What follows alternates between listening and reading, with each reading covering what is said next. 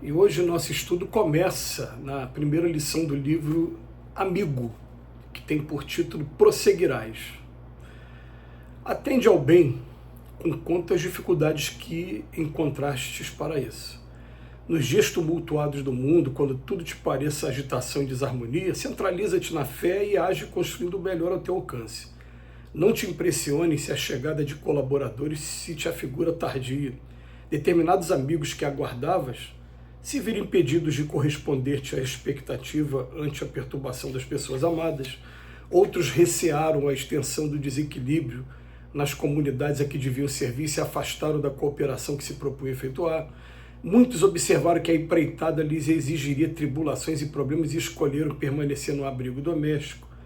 Alguns outros que prometeram um concurso fraterno acreditaram no pessimismo que sempre admite o pior, ainda mesmo quando se vejam na mira das mais altas vantagens terrestres, e se te distanciaram da senda reportando-se a imaginária possibilidade de se defrontarem com empeços e sofrimentos. Outros, muitos ainda, depois de te hipotecar em solidariedade, refletiram nas responsabilidades do serviço a fazer e tomaram outro rumo, crendo que seria ilusão agir no exercício do bem quando tantos males infestam o mundo. Apesar de todos os obstáculos, serve e espera. Os companheiros chegarão, porque a providência divina jamais nos abandona. Por isso mesmo, prosseguirás na tarefa que te impusestes, compreendendo e edificando sem reclamar. Mesmo que as dificuldades te surjam por barreiras quase insuperáveis, não te interrompas e continua servindo para o bem. Quando a noite se adensa no caminho, envolvendo todos os ângulos do espaço, uma vela acesa tem o esplendor de uma estrela que desceste do céu para varrer na terra a força negativa da escuridão. É interessante, né, que me lembrei aqui de um encontro espírita em que passaram para a gente várias fitas barbantes e depois propuseram que a gente juntasse todos aqueles barbantes, vários barbantes, fazendo um só e mostraram para a gente que é muito mais fácil arrebentar, é muito mais difícil arrebentar quando os barbantes estão juntos do que quando estão separados. Querendo mostrar para a gente que a união faz a força. A gente, quando começa a se interessar pelo trabalho no bem, a gente vai ter no primeiro momento alguns testes de disciplina com a gente. Então, a recomendação até que o Dr. Herman passou para a gente, o Espírito, falou assim, no primeiro lugar, disciplina, depois vem o amor. Por enquanto, qual é o trabalho que você está elegendo? Qual é o horário do trabalho? Você vai se disciplinar, está cumprindo rigorosamente aquele horário, dentro do que você escolheu. A escolha foi sua. Mas até uma vez eu ouvi aquela frase assim, né? Depois que você consegue assumir compromisso com os espíritos que você não está vendo, vai ficar até mais fácil você ser uma pessoa também pontual com os encarnados.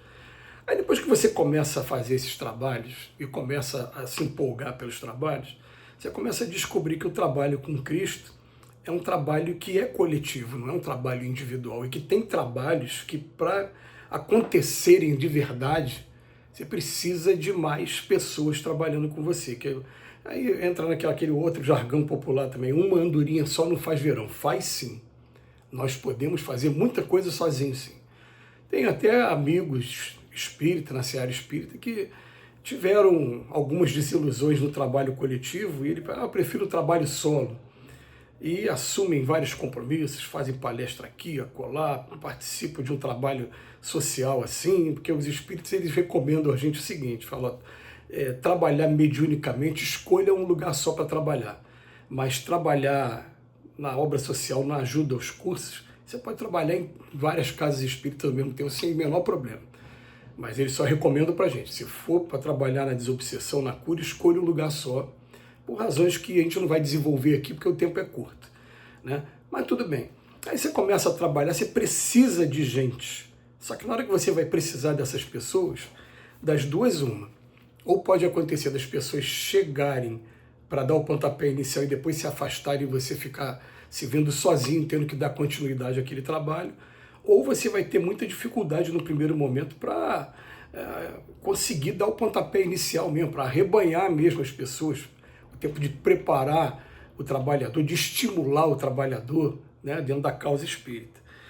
Agora, o Emmanuel vem falar para a gente, né? O que ele fala para a gente? Ó, nos dias tumultuados do mundo, quando tudo te parece agitação e desarmonia, centraliza na fé e age construindo o melhor ao teu alcance. Pronto. Dei meu pontapé inicial, que é a minha terapia para aguentar esse turbilhão de prova e de expiações.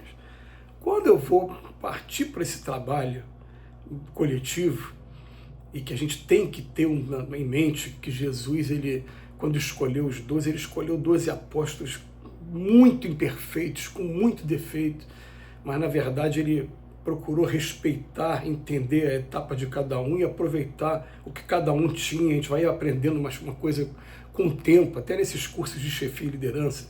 Ninguém é dispensável. A gente pode usar todo mundo, a pessoa que tem um temperamento mais forte, que é calma demais, a pessoa que é mais agitada, todo mundo pode ser e deve ser aproveitado. E Jesus fez isso muito bem. Mas a gente, no primeiro momento, pode esbarrar assim, com uma certa falta de flexibilidade, de jogo de cintura para lidar com pessoas que às vezes têm um temperamento diferente da gente ou que aquele temperamento que ainda incomoda a gente. Aí o que acontece? A gente começa a trabalhar dentro dessas duas possibilidades que eu apresentei, né? Ou dificuldade de arrebanhar, ou depois que o trabalho começou, as pessoas se afastam.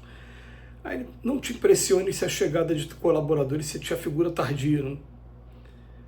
Determinados amigos que você aguardava, eles se viram impedidos de corresponder à expectativa ante a perturbação de pessoas amadas. Eles descobriram que tem que dar uma atenção maior aos pais em casa, aos filhos, ao cônjuge, a alguém, e, na verdade, o nosso compromisso número 1 acaba sendo com a família mesmo. A gente vai perceber, sim, que muitas das vezes vai aparecer como uma espécie de prova para impedir que você dê o pontapé inicial no teu trabalho religioso, às vezes o empeço de algum parente em casa querendo criar barreira para isso.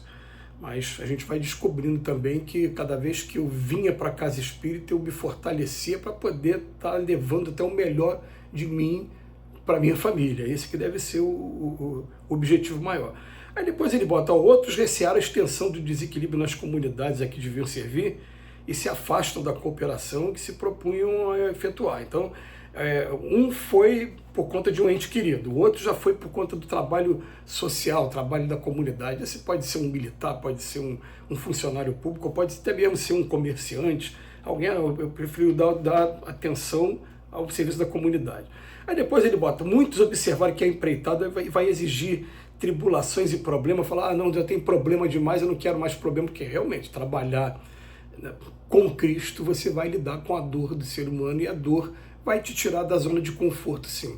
Então, vai ter muito problema, eu prefiro ficar na minha mesmo. Alguns outros prometeram concurso fraterno, mas acreditaram no pessimismo que sempre admite o pior, ainda mesmo quando se vejam na mira. Então, o Emmanuel faz um repertório aqui de pessoas que estavam trabalhando com a gente e que, de repente, eles se afastaram por algum motivo, seja por ente querido, abrigo doméstico, ou o trabalho social, ou então o pessimismo mesmo. E o que ele fala para a gente? Apesar de todos os obstáculos, serve e espera. Às vezes a gente fica com aquela vontade de dar um nó no mundo.